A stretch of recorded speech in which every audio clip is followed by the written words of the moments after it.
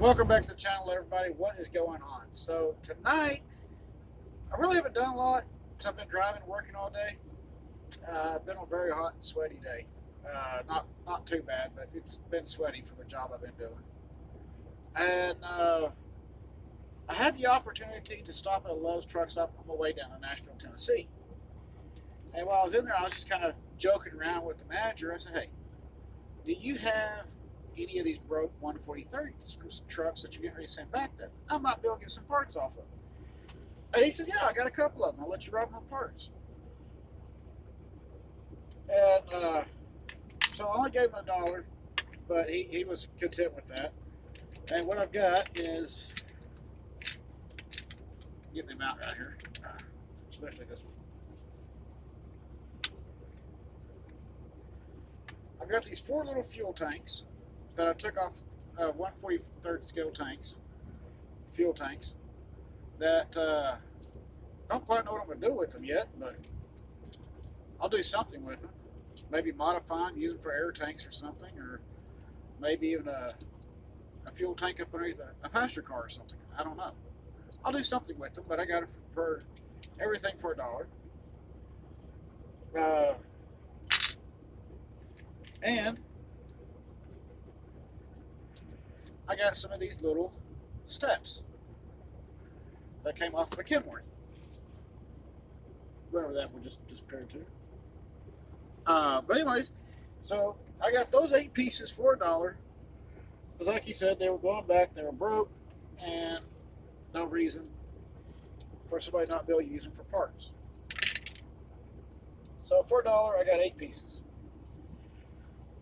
Okay, so now the main reason why I was doing this tonight was my thoughts on the World War II era style builds. Again, this goes back to a time when Lionel was not producing trains because of the war effort. They needed the metal and stuff like that to support the troops over during World War II. And Lionel was also producing machines and parts for the military. Other than the Spirit of Teresa car and the Cattle Barons card that I have been working on, I'm actually kind of enjoying this. There's a lot of work that goes into it. A lot more work than probably working with wood. Now, yes, I use a fiberglass resin. They may have used like an epoxy or something back then. Again, I don't know when that type of resin was available. So I don't know exactly the exact epoxy or resin that they were using back then. But for using cardboard, strengthening it to the point of harder than plastic and just as strong, um, I'm just really impressed. Really, I mean, yes, there's a lot of work that goes into one of these. I mean, by the time that I put the wood top on it, sand the edges right here, uh, finish doing the doors sometime this weekend, and just doing that, and between the epoxy and the sanding. And again, yes, I did put in a primer. I did find my highs and lows and sanded them out. And I still got to do the windows. I got to do this in like a multiple stage for paint. But anyways, you know, and I've said it before, those guys back then, you guys rock. Because there's a lot of work that goes into doing one of these. Um, Especially if you go to start detailing the inside. I know some of these people back then didn't do that because, well, they were just having to work. They were trying to support their family while their husbands were off in, World War II. And sometimes the grandfathers were there. The grandfathers were showing them how to do this stuff. And sometimes it was just the kids on their own learning how to do this stuff. And they were learning, extremely nice. And then, of course, newspapers and magazines, stuff like that. There was always a way for them to learn. Um, it has really impressed me. It really has. Um, I just, I'm really impressed. And the build cost on this has been like extremely low. Yeah, cardboard, it's readily available. You just got to determine what type of strength you need on the sidewalls. Even at that, by the time you put the resin on there and it dries and hardens, you may do 2 or 3 coats.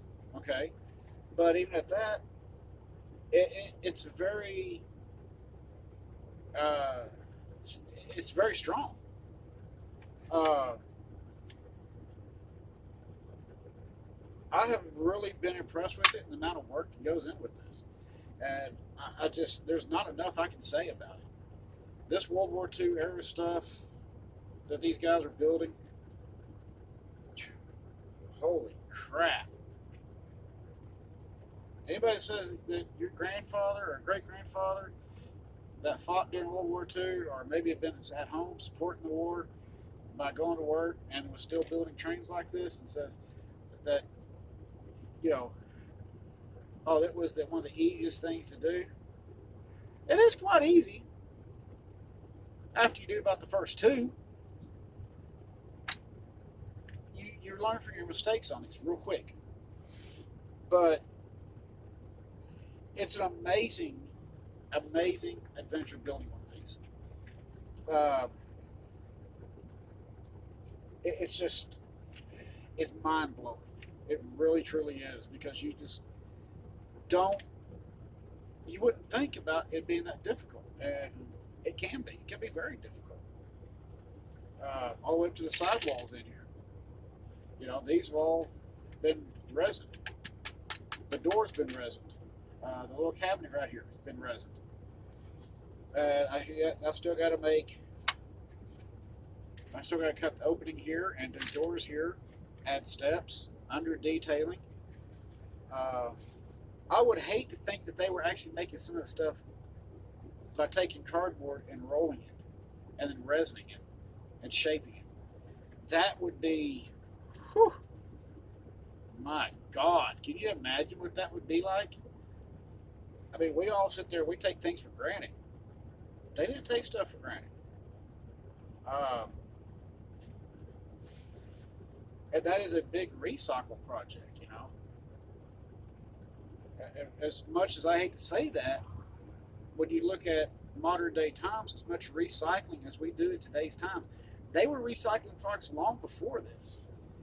They'd go to the grocery store, grocery store, and take burlap bags, and then bring the groceries back.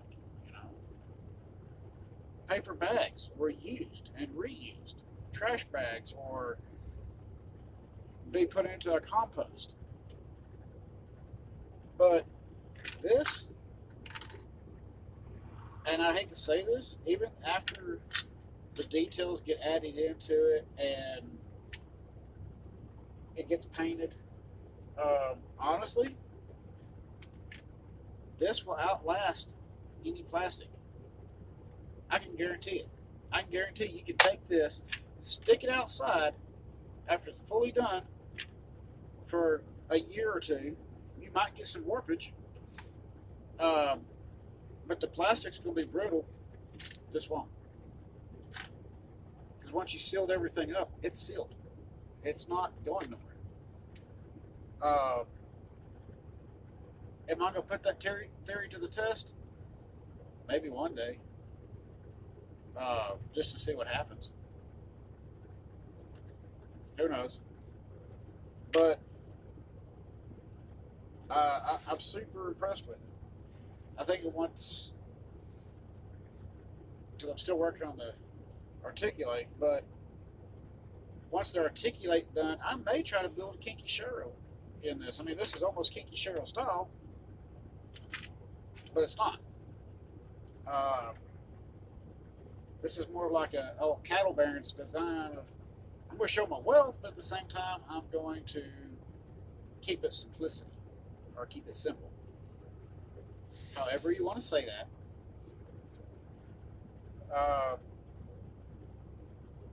Just a lot of work. That's the main thing. It's a lot of work because you got to find your highs, your lows, and so forth. Just so much you have to do, but it's fun, and it's always making you think for the next step ahead. You know, did I do this right? Did I do this right? Did I mess up? If I messed up, where can I correct it at? Where can I fix it?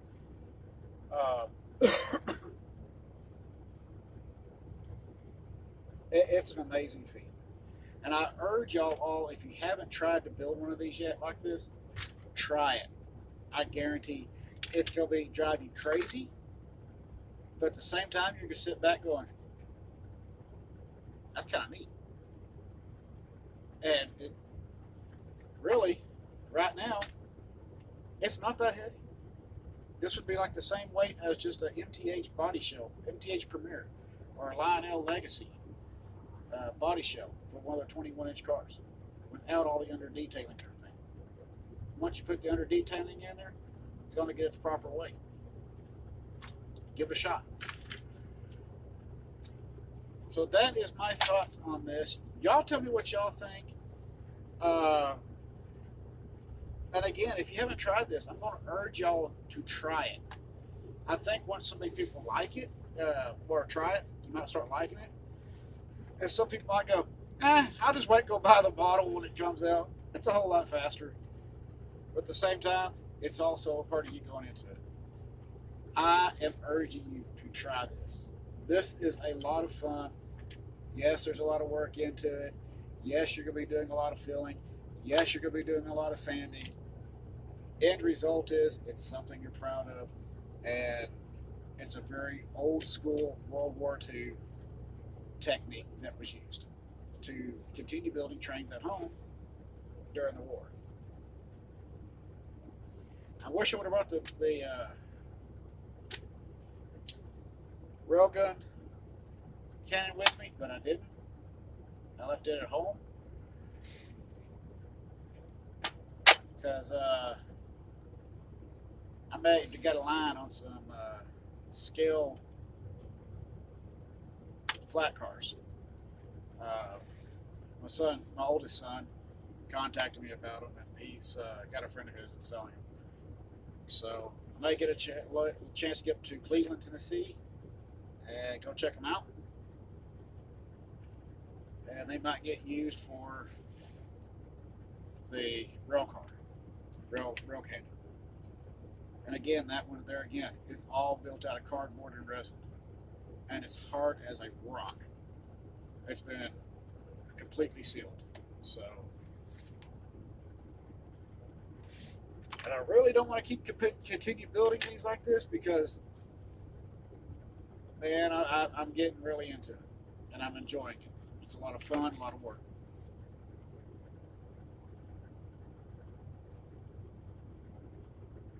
Impressive. You guys rock. All you guys, veterans from World War II, you guys rock. That's all I got to say. You rock. You knew what you were doing, and hopefully it's a history lesson that this channel can pass on to future generations. But with that being said, again, I'm still going to say it again. I urge y'all to try it. Give it a try. Even if it's just something you make up and just want to build, try it. It is a ton of fun. As always, please hit like and subscribe. It does not cost you anything. It's not costing me nothing. Best part of it is, I'm not asking for any support at all. Your support comes through your comments. That's what I enjoy. It helps me, it helps you, it helps other viewers. As always, keep the shiny side up, rubber down. I'll see you on the next video. Maybe tomorrow, maybe Saturday. Kind of depends on what tomorrow's going to bring. I will see y'all then. Y'all have a nice night. Good night.